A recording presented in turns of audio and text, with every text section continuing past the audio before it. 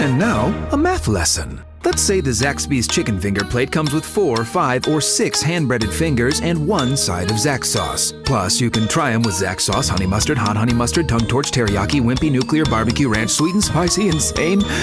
How many possible combinations does that make? Carry the 2 with the remainder... a lot. Zaxby's chicken finger plate. The sauceabilities are endless. From Tally to Cali, it's time to wake up. Wake up, wake up. Warchant.com is your ultimate Seminole sports source. And this is Wake Up Warchant, presented by Zaxby's. Now here's Warchant.com's Aslan Hajavandi and Corey Clark. Wake up! What's up, everybody? It is Wake Up Warchant, proudly presented by Zaxby's. Indescribably good. Check out their fried chicken, but they got salads. They've got the pickle chips, but they're gone, I think, right now. Cheesy bites. That's big for you, right, Corey? You're a mushrooms guy. More so than I am. Yeah, no, the mushrooms are where I go. Fried white cheddar bites. Yeah, all right. Well, we can't agree on everything. We can agree that we're both excited to be here. We're both excited to work for Warchant.com. Look, I'm not disparaging the cheddar bites. Right. I've had them and liked them, but the mushrooms are like maybe my favorite thing on the menu. Okay. So I can't go against those. If I'm gonna order a little app for my main course, for the preamble to my main course, they're going to be the mushrooms almost certainly. Okay, very well, very well. Warchant.com, your ultimate Seminole sports source. Promo code Warchant30 for 30 free days of access. Try it. You will undoubtedly enjoy it. Delightfully enjoy it, so much so. Do check out, I think, Warchant Report's probably up by the time you're watching this. Corey Clark, Jeff Cameron, Gene Williams, top billing, though I should have said him first. So lots of stuff going on over on Warchant. Corey dropped the column earlier in the week about receivers, how we got here. A nice little story about perhaps the emergence of Brendan Gant, who we spoke to on Wednesday. Also spoke to Adam Fuller, defensive coordinator. Embattled? Can I use that adjective? Embattled defensive coordinator Adam Fuller, or is that being too dramatic? It's probably a little too dramatic after 6 games. He has certainly not been embraced. Okay. But I don't know that I would say he's embattled quite yet. All right. And head football coach Mike Norvell. Did anybody say anything interesting? We talked to Travis Jay, too. That's good. Hopefully he's healthy. Ish. You asked him about Terry and Nasruddin. You asked him about the 2 number 5s. And on a scale of 1 to 5, how likely would they play? And he averted the question like we knew we would. But I tried everybody. I know, you're doing your job. You got to try. Somebody's got to ask it. But no, I don't think so. I mean, it was, Fuller talked more about the – well, real quick, I do think it was kind of cool that Fuller kind of had Hamsah's back. He really doesn't owe that kid anything, but he did sort of kind of defend him just in terms of, like, there's nobody that's trying harder to get himself ready to play than Hamsah. So I don't know. A lot of people, for whatever reason, think that, maybe he's pussyfooting around or, trying to mail it in, but that doesn't seem to be the case. Also, to me, that doesn't make a ton of sense. Like, if you were just not interested in playing, if you were just protecting yourself, which you have every right to do because you're going to go to the draft in a couple months, why are you even here? Like, why? If you're going to opt out, opt out. Like, why would he still be around the team and coming to practice every day if he didn't care? You know what I mean? That to me doesn't make a ton of just to hang out. Like, I really do think he's trying. And that's certainly what Fuller said and Norvell said, that he's trying to get back out there. It's been, what now, almost a year since the injury, right? About 3 weeks shy of a year.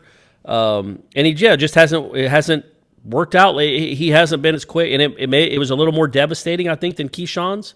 And he just hasn't been able to get back as quickly as he would have hoped. I mean, he wouldn't have come back at all if he wasn't going to play. If his whole plan all along was, I'm not going to play.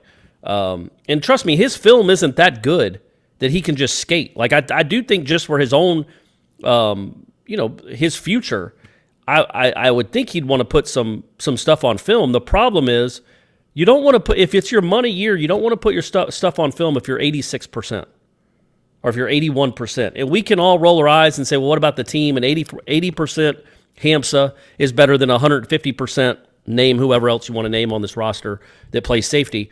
But this is his one shot. And, he does have to look out for himself. I'm not saying that has anything to do with it. He might just not be ready to play, but maybe he wants to be like 96% or 94% before he goes out there because it is his last, nobody cares when you're hurt. if you're out there. Nobody likes making excuses. So if he's out there, people are going to expect him to make plays, and he's going to put things on film. You hope he gets out there at some point. You just do. Otherwise, I mean, you guys have seen it. But hey, so to that point though, they were very complimentary of Brendan Gant. Yeah. You know, he has played more. He was the third ranked defender in the Louisville game. I don't know if you noticed that, Aslan. He graded out the third best in that woeful defensive. I mean, I guess that's not saying a whole lot with what they did on defense against Louisville, but he graded out third best. And you know, it looks like they're planning on playing him more. And that's probably a good thing compared to who they were playing. But I guess I didn't realize that he had been so banged up. Like, they talked about Brendan Gant. He did something to his arm. We don't know what, but he injured his arm. And the way Fuller was talking about him is like he lost a bunch of weight, and he wasn't even physically ready to compete when he got cleared to play. Yeah, it was almost like a fragile, geriatric person that like broke their hip almost. Like, we were worried about putting him out there, like keeping him safe. Yeah, for his own safety. Yeah. You basically said he wasn't able to work out with Storms at all. You know, you had COVID, number one, so that was for 6 months. So that was a different type of working out for these players. And then when they finally could do the voluntary stuff and get back on campus back in June, Gant was out for those 3 months. So everybody else was making strides and getting bigger and stronger, and he couldn't do anything. So when he was finally, and he didn't play at all against Georgia Tech, so he was out. When he was finally ready to play, he just wasn't physically strong enough or physically capable enough to do it. So now they think he's getting back to what the kind of player he can be. And Norvell spoke glowingly of him. We'll see. He doesn't speak poorly of anyone. But yeah, man, at least he is a guy that's at least he tries to hit people hard. Yeah. That's a positive at least, right? Yeah. I like Adam Fuller. I like Adam Fuller when I asked him about Jaleel McCray kind of going from weak side linebacker to Mike linebacker on the depth chart. He did say, he's not ready yet. Or like he didn't mince words when it came to talking about, don't get ahead on that one. Yeah, just, that was kind of cool. He basically admitted it was only they had to have depth because they moved Warner. Yeah. So somebody had to back up. Who's he backing up? Rice? Or no, DJ's backing up Rice. Yeah. So yeah, he's like basically somebody has to back up Dix. Yeah. But it wasn't a move because Jaleel McCray has proven to them that's where he should play and that's where he can shine. Yeah. It was a move because we need a body there. So you hope maybe a light bulb turns on or it can work out for Jaleel McCray. But the way he was talked about in his spring, that first initial spring, and I don't think Willie Taggart was making stuff up. I think he played really well in the spring. He was intercepting passes every day, making plays. He looked good in the spring game. Yeah. And then it just has not materialized at all. He has not been a playmaker. He's not been a player of any significance at all through now a year and a half. But he's young. He's a sophomore, and he'll be a sophomore again next year. So there's still plenty of time for the light to come on. Before I interrupted you to talk about Hamsah, was there anything that Adam Fuller said that you found interesting, or do you want to go right to the Renegade Express? No, nothing interesting. Okay, didn't want to interrupt you there. All right, it's Renegade Express time. By the way, we'll be doing a live show Thursday night. That will be your Friday podcast, everybody, so get excited. I don't know exactly what time yet. You want to announce it right now, Corey? You want to let the cat out the bag, or do you want to do a production meeting behind closed doors? Let's do a little production meeting and figure it out first. Yeah. Okay, all right. Matt AMC. Have some, I was going to say stoves on the fire, but that doesn't make sense. Some irons in the fire. Irons in the fire? Yeah, that makes a lot more. You can't. I mean, I guess you could have stoves on a fire, but I think they did in West Virginia when they win like a basketball championship. Yeah, they have couches on the fire. Yeah. So I just want to make sure that I don't say 5 o'clock and then something comes up. You understand? Right. Marky Mark from Naples, also known as Matt AMCZ. Wake up and hey now. Corey, congrats on Brady's baseball championship. Aslan, glad you had fun in Key West. By the way, Mark, he did recommend Blue Heaven. I did get a brunch there. I did get a Greyhound. It was delicious. Thank you. That was actually like the send-off brunch on Saturday for everybody was that place. But I left on Saturday.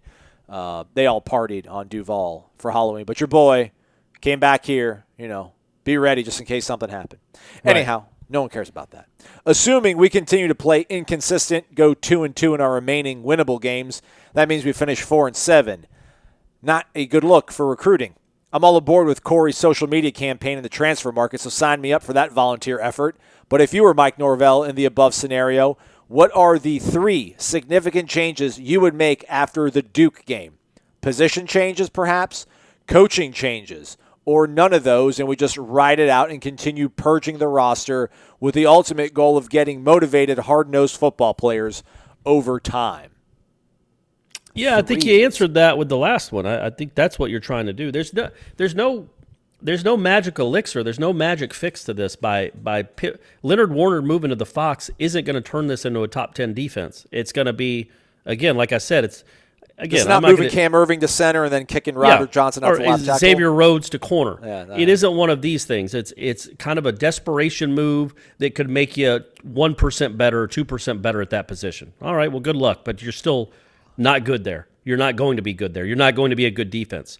So, yeah, I think it's just – and I think he believes in these coaches. Like, you could – maybe depending on how the last month goes, we'll see about Fuller. And if he, again, I think he coached with Fuller for a year at Memphis, right?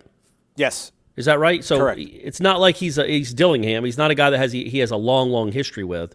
My point being, he doesn't necessarily ride or die with Adam Fuller. So if this doesn't get any better, and again, nobody's questioning Adam Fuller's football knowledge, but if it's not translating to teaching players how to succeed on a football field, I don't think out of sheer loyalty Mike Norvell will keep him on staff. He doesn't have that kind of relationship with him necessarily. I'm not saying he won't either. Like, I'm not saying he's looking to get rid of him. You know what I mean? It's just Dillingham's different. Some of these other guys he's known longer. They're different. But I would say that's the only thing you would think, and then that could be, and I just don't know if that's in the works unless it just keeps looking worse. But yeah, we'll see. I don't think there's anything that can be done over these as soon as the Duke game is over and they're 4-7, other than the roster, just changing the roster. Purge is a little strong, but just changing it, flipping it, which I guess is the same thing. Getting out the bad going away and hopefully good coming in is what you'll be hoping to do with that roster. It's tough because we don't know what it's going to look like. So they finished 4-7. You're talking about 2-3. 2-2 in the remaining winnable games. I mean, are teams hanging 38? On you. Does Jordan Travis, does he regress? Then maybe you look at like a guy like Lute Altmaier. Maybe you groom him in the spring to perhaps overtake and start, or maybe you start giving Chubba more consideration once the spring comes around. I definitely think a coaching change is it's on the table if it looks bad. I mean, you finish 4-7, and again, like if you lose to NC State and Virginia, let's say you beat Pitt, you beat Duke, but you lose to NC State and you lose to Virginia, one of those teams scores 40-plus points.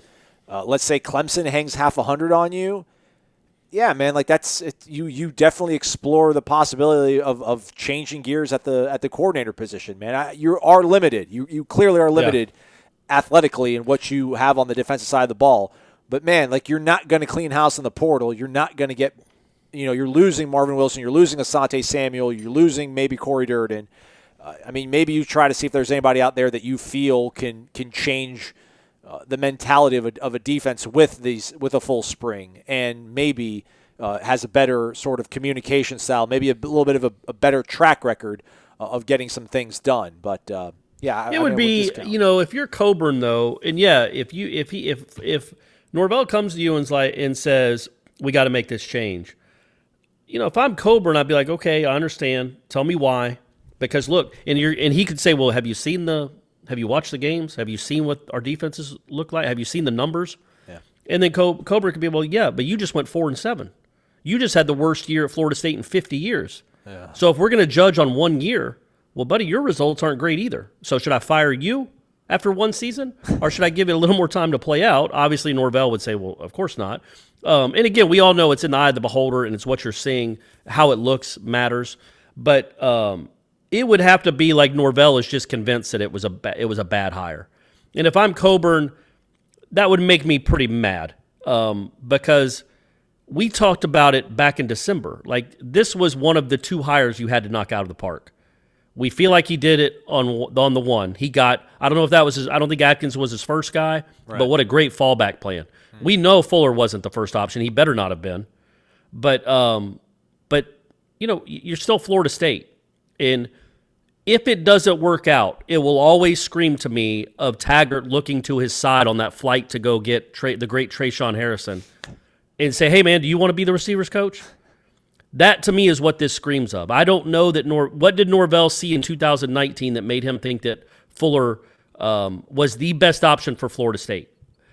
Because right now it just screams almost of like a comfort hire, like the easy hire. Well, I know he'll come with me. I know he knows football because I worked with him for a year. Well, we think he reached out to Dan Lanning. He tried to bring Dan Lanning from Georgia to Florida State. It didn't work out. And then, at that point, you probably do want some sort of semblance of comfort on that side of the ball. So but then aren't you Coburn? And you're like, I'm not paying him $800,000 to not coach, man. I'm not. So you got to make it work, at least for another year. I'll pay $800,000 buyout. I'm not doing 1.6. Right. We gave this guy a 3-year, $2.4 million deal, and now after 1 year, and Coburn's been dealing with this forever. Now after 1 year, I got to go get somebody else because you made a bad hire. I'm sick of it. Willie did it. Had to go hire Kendall Briles and his offensive line coach. Had to do this. Had to fire Greg Fry. I could feel like Coburn's like getting angry. Like, okay, now I got to do this again because you didn't make the best hire the first time. And I know some of the salary will get offset if he gets picked up. Yeah, if he gets hired. Yeah, but just extrapolating out what the conversation that could happen, I don't think that's what Norvell wants. I think he would really, really like to see some improvement. And I think as a first-year coach that's certainly getting the benefit of the doubt for what will probably be a losing season, maybe, and you lost to Georgia Tech and scored 13 whole points, maybe he will be more likely to give that same benefit of the doubt to a first-year defensive coordinator. Captain D_63. I want to jump to the end on this one real quick, just to kind of underscore the previous point. Go Noles, beat Pitt, he says. FSU 41, Pitt 34. So, can you be picky if you're David Coburn? Like, is it just win, baby? Is he total Al Davis mode? But like, if Norvell comes to you and is like, hey, man, I think maybe we need to go in a different direction. Like, what if Florida State does go, I don't know, 3-1 in their winnable games, but they're all 40. Florida State has to score in the 40s to hold off a team scoring in the mid 30s. Or do you not worry about it? You're just like, well, it's 2020, it's the pandemic year. No, I don't think so. I think you're worried about it. I mean, you can't just say, well, he won. He got 2 stops out of 10, so that's enough. I mean, as long as they won, that's all. No, I mean, his job is to coach defense and coach it well. And so I don't think that's necessarily being picky. Again, it would have to be explained why. And moreover, you better have somebody in mind. You better have somebody that's already agreed to take the job. Yeah. Before you go firing someone and then do another search so 3 other coordinators can get raises and stay at their schools. You better have somebody in your pocket that is coming.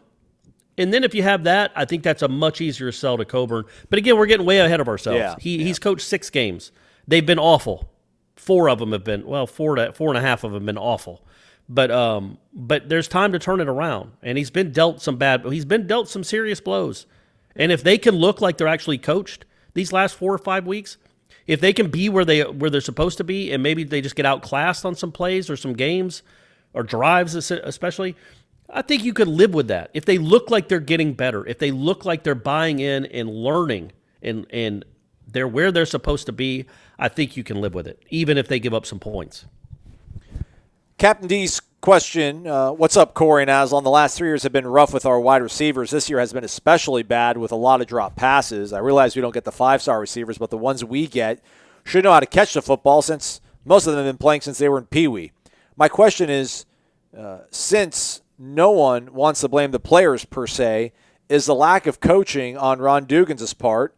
And if so, since he has been coaching these guys for the last 3 years, going back to the Taggart era, only 2 years, right? He wasn't here in 18. Right. Kelly was the coach in 18. Yeah. Do we need a new receivers coach? I mean, look, it's the job, right? Like if your position group isn't performing well, that's part of the deal. You're gonna get asked. Well, maybe your job, I'm not saying is on the line, but it's under scrutiny, and that's part of the deal of being a coach. It's part of the deal of any job, really. And so I'm not going to say that they need to do a wide receivers coach. I will say he needs to do a better job. I don't understand why they don't get open unless it's on a scramble drill. or unless it's Tamari and Terry, they don't seem to do a great job of getting open in the ABC plays that they have in the playbook. So, but I mean, how do you make a kid catch the ball? Right, yeah. Like, there's other stuff you can blame. You can blame not being out of position or not blocking or not running the right route or always having to be told, no, you're on this side of the formation. That's the stuff. Dawsey got screamed at for a decade from Jimbo for that stuff. But I miss that. The actual catching of the ball, like, how do you teach a linebacker to tackle? Like, is Marv or Adam Fuller supposed to put on pads? Well, there's more technique on a tackle. I know what you're trying to say. Yeah, you're right. You're right. But I don't think they're not getting taught the right technique. Yeah. In either. I think I know Marv knows how to tackle. He set records. He knows how to tackle a football player, and I know Dugans knows how to catch passes. I saw it with my own eyes a lot. I don't know that we can blame a receivers coach for that specific description of that specific part of the job. Those guys just have to they got to go catch the ball, man. Now, maybe there's some stuff he can teach them or work with them on fighting for the ball and being stronger with the ball, getting stronger hands, whatever that has to be. But just straight like Pokey Wilson having a ball go through his hands and like off his helmet to a linebacker, Keyshawn Helton dropping 2 maybe touchdown passes, that's on them. Well, plus Dugans wasn't even there. Right, that's true, yeah. I was saying in the round table, like, instead of everybody huddling around the kicker to end practice, like, oh, you got to make this so we can, get off the field or we don't have to run gassers or whatever. It's like, make those receivers line up and just get them in front of the jugs machine and just fire absolute missiles at them. They got to line up and they all got to go through it like 3 times and they all got to catch their passes. Or if they don't, you got to start all over again. And you make the guys have to wait out there and everyone start groaning. Put a little pressure on them. Make them have to deliver. I think I would do it. I like that idea, but I think I wouldn't do it with a jugs machine because that's too rudimentary. Like, that's too just – you can get in a rhythm. I've seen Brady do it. They throw those balls off the fence. Okay. He got into a rhythm where he could catch it pretty easily. And if you can time the jugs machine, you'll catch them if you're a college wide receiver. Yeah, but it's like you're in front of me and you catch it. No, that's what I'm saying. So I want him to run a real route. Oh, all right. You know what I'm saying? I don't want you to just turn around and there's a ball. I want you to run a route, and I want you to catch a back shoulder fade. Okay. And it's not going to be a perfect throw. Right. But if you don't make that catch, Marvin Wilson has to go run a lap. So does Dante Lucas. And you have to tell him why, Keyshawn. Pokey, you got to go say you're sorry. Because Corey Durden has to go run another lap after practice because you dropped a slant route that was thrown not right at your chest. Maybe that's how I would put the pressure on him. All right, but I like the idea, Aslan. Listen, there's somebody on this program has won a championship. The other person has not. That's true. That's a good point. And they'll always remember the 2020 major Phillies at Mill Creek. That's never going away. They can't take it away. Primetime 92. Hey, guys, non-football question. Would you two consider doing a cameo during the holiday season? Cameo is where celebrities can send short video messages to fans. I'm picturing Aslan and Corey. He actually spelled my name Asian, not the first nor the last. Picturing Aslan and Corey in Santa hats and sweaters singing Noel, but subbing in Norvell to the song. Would pay big money for that. Always enjoy the show. It got me through my colonoscopy prep a few weeks ago. Oh, nice. That's fun. Let's go. I've had to do that before, and that was awful. So I'm glad I could help. I'm glad I could be there. I watched a couple documentaries. In fact, I watched an entire movie on the toilet. Start to finish, 100 minutes, didn't move. Wow. It's crazy. So that stuff really does do full evacuation. Boy. I was supposed to get one done when I was in Mississippi. They gave me everything. They gave me like the industrial-sized jug. Like I went to the pharmacy and picked up everything I was supposed to do, the cleanse and everything, but I didn't go through with it because I had nobody to like pick me up. Like I didn't want to ask one of my coworkers, hey man, can you come pick me up after I get my colonoscopy or my ex-girlfriend in Mississippi? So I never went through with it. But I'm a little bit, I kind of, the sensation of just finally being free of everything. Sounds kind of cool. But no, I mean, it wasn't the worst thing in the world. I'd rather be sitting on the toilet than like kneeling in front of it. You know what I mean? If it's going to be coming out of an orifice, that's where we want it to come out of. But I can't wait till I'm 50, by the way, and get my first one. I think they're supposed. Hey, I was going to say, I think they moved that up to 45. Okay, it's probably just the medical industry way of getting more money. I'm going to throw that out there. They've been ripping themselves off for years now. Like, why didn't we tell them 30? They should be getting it every year since they're 30. But yeah, I'm not going to go into more of the colonoscopy prep, although the stuff you have to drink is the worst part. It's just gross. Is it? Is it? Oh, Like, what's the just- consistency? Does it taste? Is it watery? Is it liquidy? Is it a gel? It tastes like a gel. Ugh. And you have to. I think you can drink like light, clear Gatorade with it or water, but it doesn't help. It's the taste it just will not go away. So that's the worst part of it. The evacuation part. Hey, we all do that. We're all adults, Right. and I'm just glad. I'm glad we could help get them through that because that's not a fun process. The cameo, I think that's a really small market. I don't think there's a lot of people out there that want Corey and Aslan to sing Christmas songs to them. But I guess if we get enough positive feedback, we could see about setting up a cameo Aslan. What would we charge? $50? Have you ever gotten one, by the way? I do. Yeah. Have you gotten one? No, I have not. No, I've not. We got on headlines maybe a year ago, 2 years ago, when we first heard about it. Somebody got Andy Dick to do a cameo to meet Ira, Jeff, and I. Okay, I remember this. Yeah. Yeah, so that was I really didn't see funny. it, but I remember hearing about it. Yeah, so Andy Dick being goofy Andy Dick. And that only because we had joked about, like, we would get some weird B-, C+ celebrity to give us a cameo, and then somebody bought it for us for like $75 or whatever. Some of those are like $400 people are charging for cameos. So we're probably not going to go that high. I guess we'd go 5 or 10. But look for it. Look for it, guys. Look for it starting early December. The Wake Up Warchant cameo. Joe Clark, 17. Gentlemen, I am all for filling the roster with transfers, but what percentage of this class should they be? Should they aim for 15 kids out of high school, 10 transfers? What is a realistic expectation, and can Tyler Grubbs get here before spring practice starts? I think so. Hey, the Tyler Grubbs train, you can see it. There's momentum gaining there. I'm not going to say I've heard anything. I'm not going to say I've heard from his camp. I'm just saying there's some momentum there. Because I have not heard from his camp. I doubt Tyler Grubbs has a camp. He probably just has some family members that enjoy watching him play ball. They have no idea what's going on in Tallahassee, and like me twisting my mustache, figuring out a way to get him here. I would say I think more likely it's probably like 20-5. Don't you think? I was going to say, just to be tricky, I'd say like, at least like eight transfers at least, minimum. How many did Miami have? There's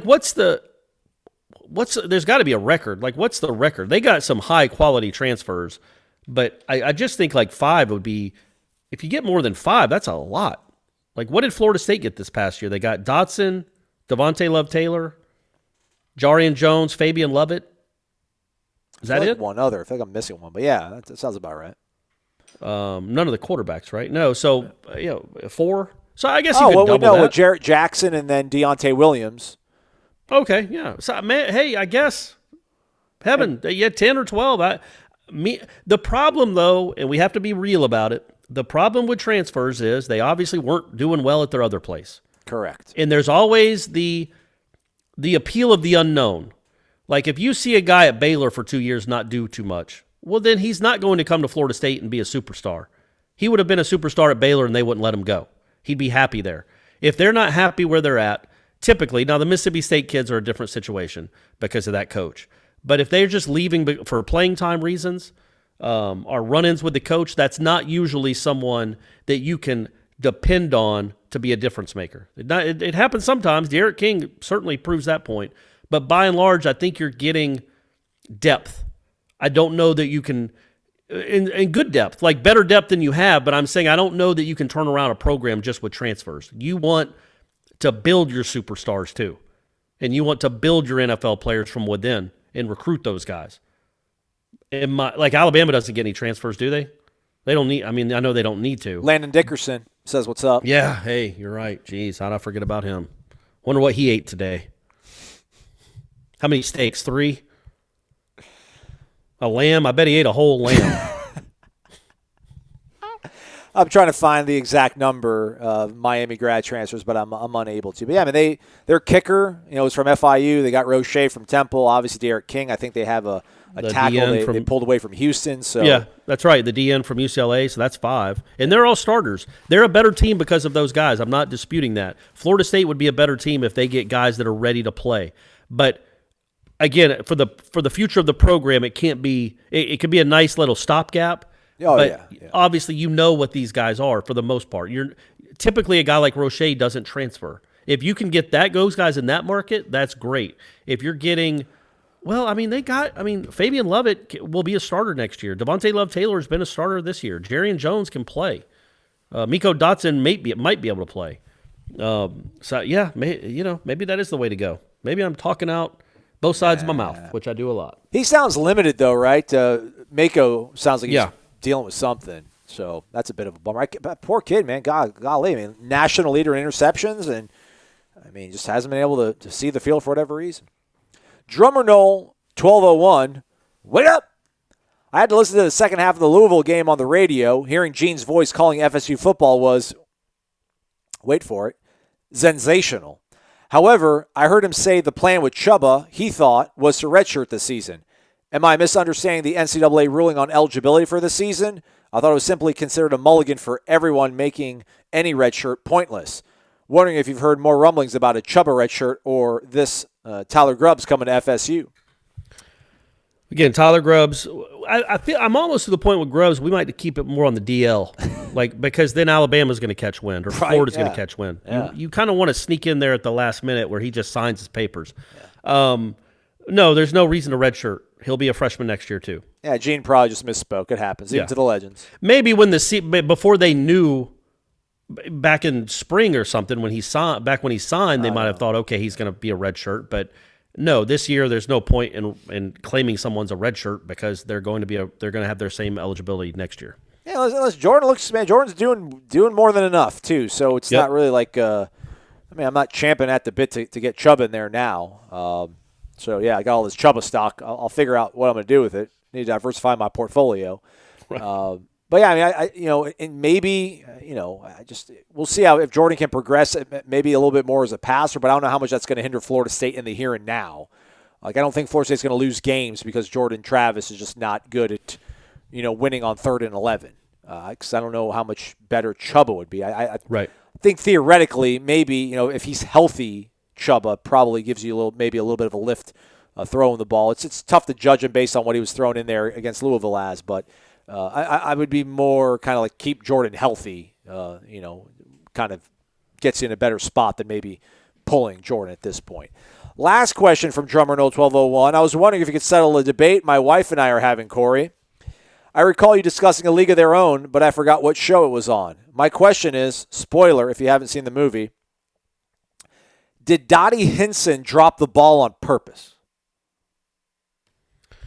I don't think so, because she got the game-winning, or she got the go-ahead hit off her sister in the top of the inning, I think.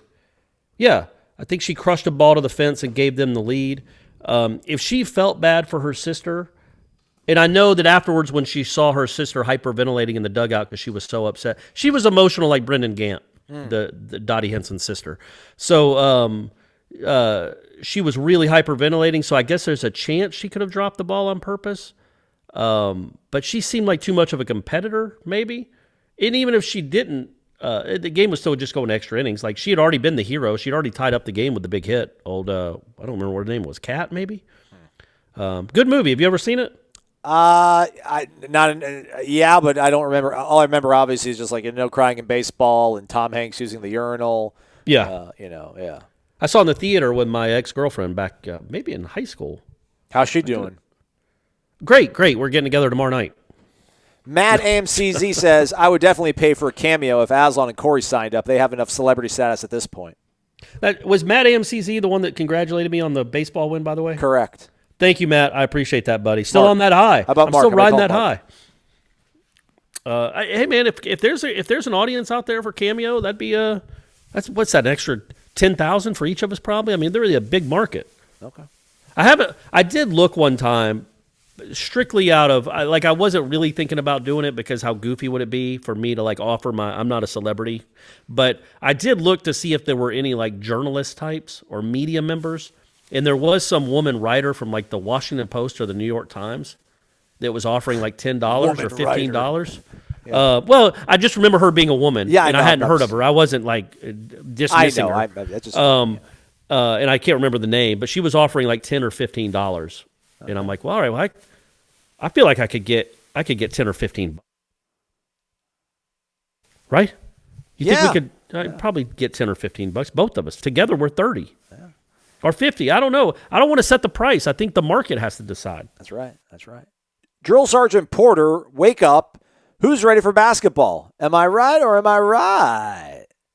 Anyway, not to be mean, but maybe our football team, or at least some of our, quote, veteran players, are just a bunch of guys who are used to losing, and losing doesn't really faze them anymore. But you guys are winners and undefeated in my book. As always, go Noles. It phases me. The Louisville game phased me a good bit. That was a kneecapper, man. Like, again, it's not like I was expecting them to go up there and even win necessarily. But to just look that bad was like, what in the world? Or how does this happen after North Carolina?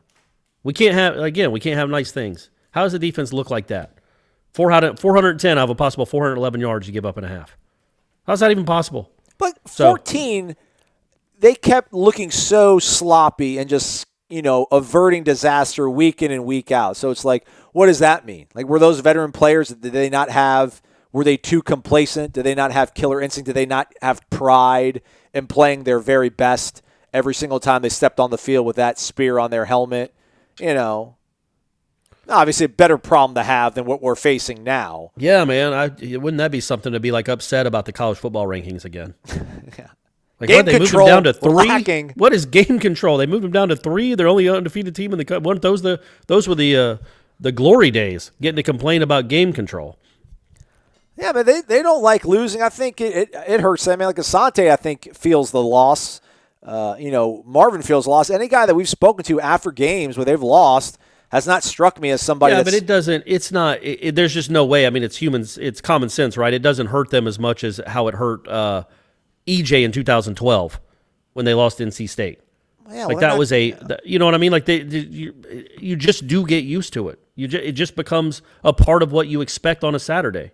You don't expect to lose the game, but it's a normal feeling.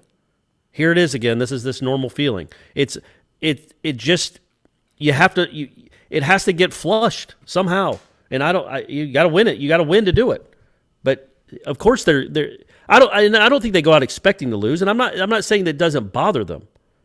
But when you get used to a feeling like that, it settles in a little quicker maybe than it does for somebody that's used to winning all the time. What are your feelings about, like, the narrative coming out of Wednesday was, we kind of were loose. We were a little bit more loose at practice. I don't know. It was like Brendan the crisis Gant. playbook, man. It's just like, all right, now let's just relax. Let's just play ball again. Let's have, just be who we are. I just feel like we're just going through everything, just grasping for straws, at least on that side of the ball, to fix things. Yeah, but Brendan Gant said that. Norvell and Fuller didn't say that. So I'm not convinced that they decided to just change their tactics. Okay. And say, all right, guys, I want to see smiles. Who wants a dance party before practice? I don't know that it was that. Maybe it was just because it was a game week, and like Jordan Travis said, there's a little less pressure. Yeah. So you can have a little more fun learning because there's not so much pressure on you to get it right because you only got this, 72 hours or 48 hours.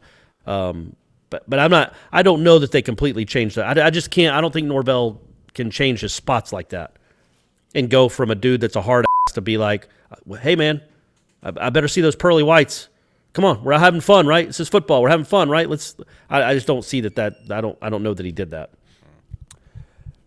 Gator 188, Gator Kirk. He's a Florida State fan, I assure you, everybody. Beat Pitt. As always, you guys continue to climb. Does Chubba get any series of downs as the season continues, even if J-Trav is healthy? By the way, FSU baseball will be on Watch ESPN November 5th, 3 p.m. to close out fall ball. Go Noles. I'll be there. Oh, yeah, I'll be there. They're doing the Garnet Gold game tomorrow, so I won't be able to do the there you go. See? I'm glad I didn't commit. Okay. We won't be able to do the live show until I would guess like 7 maybe. All right. 6:30, 7, something like that. Okay. But, yeah, they do. They have their Garnet Gold scrimmage later on today. Fans are not allowed, so don't storm the gates. But, baseball season. Well, it's not really baseball season. Basketball season is right around the corner, though. That's right. We're going to get that schedule any day now, and probably a couple weeks away, 2-3 weeks away from starting maybe. I don't know. I mean, I think we can probably agree that Florida State's not going to be in command of any game. Like, there's not going to be a lot of, mop-up opportunity for Chubba. So then I don't know. I guess maybe does the question then become like you have a Chubba package? I don't think so. I mean, I think they like what Jordan's doing, and I think they want to continue to give him as much game action as possible. And it's kind of weird to pull him out in the middle of contested games or just kind of rotate somebody in and out. I don't know if that's really what they've done in the past or something they're really comfortable doing. I wouldn't expect it, but maybe they have to because Jordan hasn't proven himself to be able to maybe play back-to-back weeks at 100%, health, which is he needs to be as close to 100% as possible to be as effective. I mean, I guess that applies for a lot of people, but I feel like especially for him because if his arm's hurting or if his leg's battered up, it's not the same. Yeah, I don't foresee a Chubba package. No, he didn't even say Chubba package, did he? He said a Chubba series. Just Chubba gets his own series to see what he can do. Yeah. I would envision more of a Chubba package.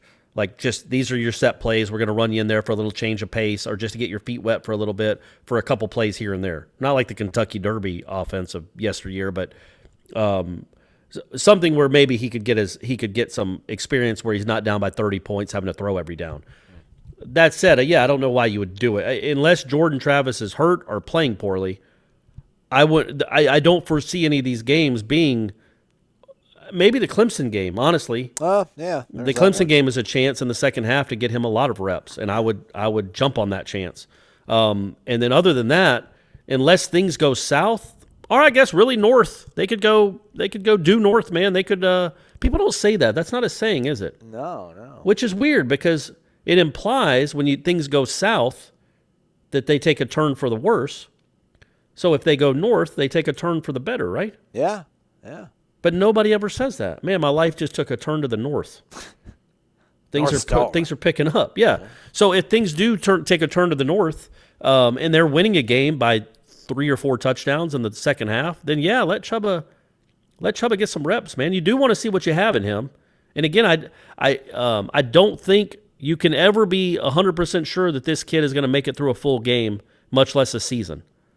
And you want to make sure that Chubba Purdy is still in your program. And I'm not implying anything. He's been here 5 weeks, and he's only been healthy for like one of them.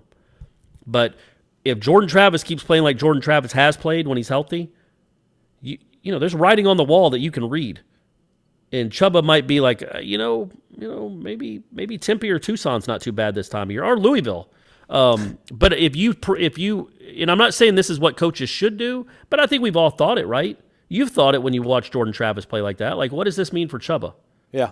What does this mean for Chubba? Because again, Jordan Travis is just going to be a sophomore again next year. Is Chubba going to wait around for 3 more years to be a starter? You do not want him to do that. Not because you think Chubba, or I'm not convinced that Chubba will be better than Jordan Travis, but I am convinced that Jordan Travis isn't going to play the next 35 games healthy.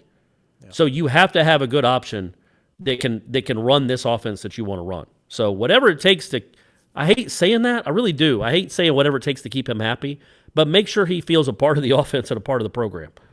Yeah, I mean, again, we'll see how things go into spring. Obviously, I think Jordan would probably have like a leg up, but say. But we'll see these next 5 games, right? Yeah, I mean, who knows? Jordan might have to have something cleaned up off-season wise. Maybe he misses some springtime, and then Chubba has a really good, strong spring, and then you kind of let everybody battle it out. And I think, as you once said, iron sharpens iron, and Yeah, I did say that. But there's a chance. I'm not rooting for this, and I'm not expecting it. But there is a chance that Jordan Travis devolves a little bit. We've seen it a bunch. James Blackman was better as a freshman than he is now. Chris Ricks definitely was. There's other. Xavier Lee would be great when he came in an emergency.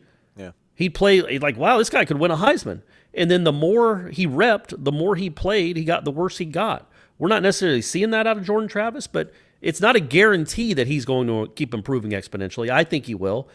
But if he doesn't, if he devolves or stagnates, Chubba could pass him. And you don't want to be Georgia with Stetson Bennett and Jake Fromm when Justin Fields is out trying to win a national championship at a Heisman because he couldn't get on the field for you. But I also don't think Chubba Purdy is Justin Fields. What's going on with JT Daniels? Is he eligible? Man? Hey man, he's from the Saban tree. Kirby Smart's from the Saban tree. He won't tell you. Just not going to tell you. He's getting reps. Okay. He's available. He's getting reps. That's all you'll hear. Okay. Hey, look at this guy, NYC Nole. Man, it's been a while since he's got the guy's got Paul Gleason, FSU fame. Right. Rest in peace. Gotcha. The Horns. 2 months, Bender. Yeah, 2 months. You're mine. What's up, gents? It's me, NYC Nole. Been gone for a minute. What a great way to start a message. Yeah, you have been gone for a minute, but was always listening. You know I can't be without my favorite podcast and hearing my main guy, Corey's phlegmy voice as he makes great points. I don't understand that we had to take a shot at me, but I apologize, folks. I'm going to try to get it fixed. Oh, we can hear it coming. That's the best part. It's like a freight train. Like you can feel it's a rumble. The beauty, though, is that I hope I've been better about it. Oh, you have been, yes. Because of the mute button. Like now that we're not in person and I'm always doing it on a computer, there's always a little microphone icon I can hit to mute myself. Look at you. When I feel it coming. And then I just spit it out on the floor and I get right back to talking. Look at that. My question, quick, it is. I just went Yoda on you. Yeah. Are the defensive coaches who turned down Mike Norvell back in December, what I remember, side note, was hearing that Dan Lanning, and TJ Rushing, could be others. Yeah, they actually had TJ Rushing and they left. The coach who turned down Norvell back in December was a bigger issue than we first originally thought. Your thoughts, please. So what's the question? I don't know, man. I read it verbatim. You got to get better, NYC, Noel. Is he saying, is it that they're available again? Like you'd make a run at them, or that we didn't think it was that big a loss to miss out on those guys, but now it's proven to be? Yeah, I think it's more the latter. Are the defensive coaches who turned down Norvell back in December a bigger issue than what we first originally thought? I took was out of there. Maybe that makes it sound a little more. Yeah, I mean, look, it seems clear they haven't hit a home run at defensive coordinator. It's early, but so maybe it ends up being a home run. But TJ Rushing was a guy that you liked a lot, and the secondary hasn't exactly been performing all that well either. It's worth something. It's worth the considering. It's not like TJ Rushing left here to go, take a head coaching job at Austin Peay or something like that. He went to A&M. I mean, I don't know where I'm going with that, but that sucked. Yeah, sure. I mean, let's see the whole picture before we really comment on how bad they missed out. I mean, yeah, you always want your first choice, right? Look at you. They were your first choice for a reason. That was very Fullerian of you. I'm trying to be a more Fuller-esque. Yeah, you got to see the complete picture, and that's what they're struggling with, the complete picture.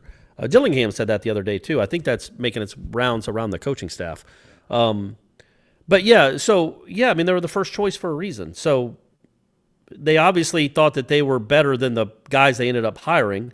That doesn't mean it works out that way. Again, Jeremy Pruitt wasn't Jimbo Fisher's first choice. I don't know if Stoops was. I think Stoops was. Yeah. But Pruitt wasn't. And that worked out great for the 12 months he was on campus. So those things do have a way of working out. Tom Brady wasn't the first choice to start at quarterback for the Patriots, and 20 years later, it worked out for them. By the way, they look like they miss him a little bit. That Belichick guy, what a bum. Just overrated. Oh, you don't have Tom Brady to throw touchdowns anymore, Bill? Now you put on your bib. Now you can't even score points. You can't even score touchdowns anymore without Tom Brady. He carried them for 2 decades. But anyway, back to the original point. It's hard to really comment on how much better if I put it this way, we don't know how much better it would be if Dan Lanning and TJ Rushing were here. I don't know that it could be worse. It couldn't be worse. So yeah, I think that maybe they're feeling the effects of that. It could be worse. I mean, they're 93rd out of 103 teams. I mean, there's true. 10 other permeations where it could be worse, but there's also 92 others where it could be better. Could be much, much better. Yeah, I like that. All right, we made it to the finish line. Last question. Pistol Mike. Wake up. Good morning, gentlemen. Oh, this one is 2 graphs. Strong. Let me see if I can get through it. Corey, I've got an answer to the rhetorical question you pose after one of your guys performs boneheaded, selfish, or silly plays. In the third quarter of the Clemson-Boston College game, the Boston College quarterback airs one out to a wide-open receiver along the sideline. The corner was within a few paces behind him, and the safety was closing in, but otherwise the receiver is primed for a big catch, huge gain. Unfortunately for him, the quarterback put a little too much on it, so the receiver could only get a fingertip on the ball before it fell incomplete. Did Clemson's cornerback finger wag? Did he signal incomplete? Did he throw his hands up in disgust at the safety? No, and not even a little bit. He shook his hands and took a deep breath as a sigh of relief and immediately turned to the safety to evaluate what just happened and see how they could ensure it didn't happen again, like a true professional. This leads me to my questions. Mike Norvell praises himself and his staff on being quality evaluators, but do you think they're translating that to the players to get them to perform player-led in-game evaluations? I don't even know if that made sense. I'm trying to read everything verbatim, Court prompts. I think so. Like I think it's some words for accountability, and like holding each other accountable, and at least that's where I took it. Okay, like, there's a second part of it, or do you think they're keeping them on a short leash and only allowing them to evaluate within what the coaching staff is telling them to evaluate? I mean, I think players are always going to talk to each other, even if they're not in the building. Like, hey, man, I think you could well, you'd hope anyway, right? Good teams do that. Yeah. They'll be like, hey, man, I think maybe they don't watch film together, but they could say, hey, when the safety moves this way, whatever you have to say to the guy, you can talk to your teammates. Or trigger here, or this is what we're looking for on this play. Remember, we're looking for this. That's the stuff. And so on a play like that he was talking about in the Boston College game, yeah, somebody made a bust. So they go and talk about it, which is, again, that's what good programs do and kids that are coached well do. Because they don't just, like, yeah, you can breathe a sigh of relief or you can wag your finger or, do the incomplete. But you want to figure out what you did wrong, right? So it doesn't happen again. And that maybe is one of the seeds that is missing from this garden is these guys don't seem to really communicate well on what the other one did wrong. But that's from an outsider's perspective. Maybe in those position rooms, they are having those talks. They did talk, Travis Jay and Brendan Gant, I think, both talked about Hamsah and how he's trying to help them even though he's not playing. And he's giving them pointers at practice or in the position room. So you hope those other guys are doing that with each other too. But I don't know if that's happening. But I don't even want to talk about the Raymond Woody finger wag. I'm not going to do it. All right.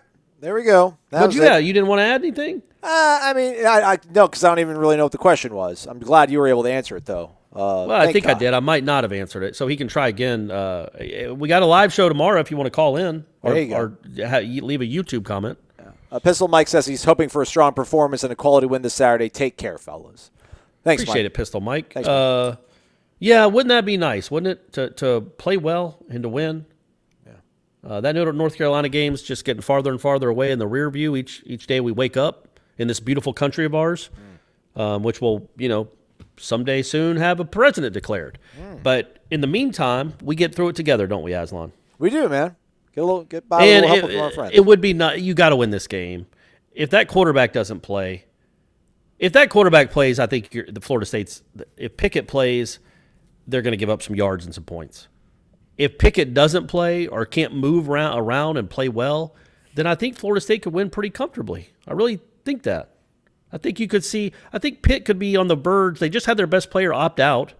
They're on a 4-game losing streak, right? And just gave up against Notre Dame. They looked pathetic against Notre Dame, 45-3. That's a good Notre Dame team. It ain't that good.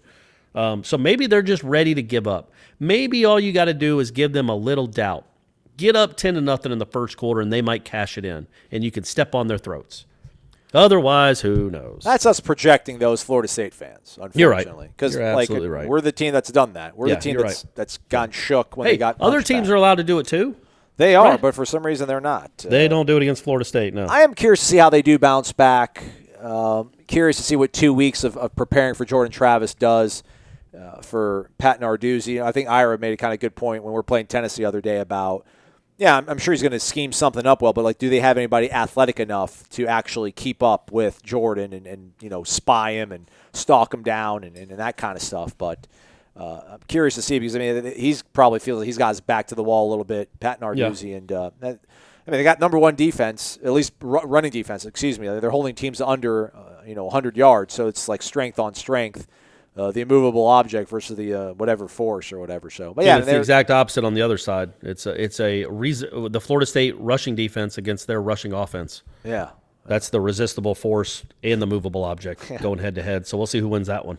Yeah, but their quarterback's a transfer from Arizona State, so they're not always not a lot of answers always out in the transfer portal, but we'll see how that, we'll break down the game. I'm sure we'll get lots more questions on the live show Thursday night when we do it, talking specifically about the Pitt game. But we'll do that later tonight.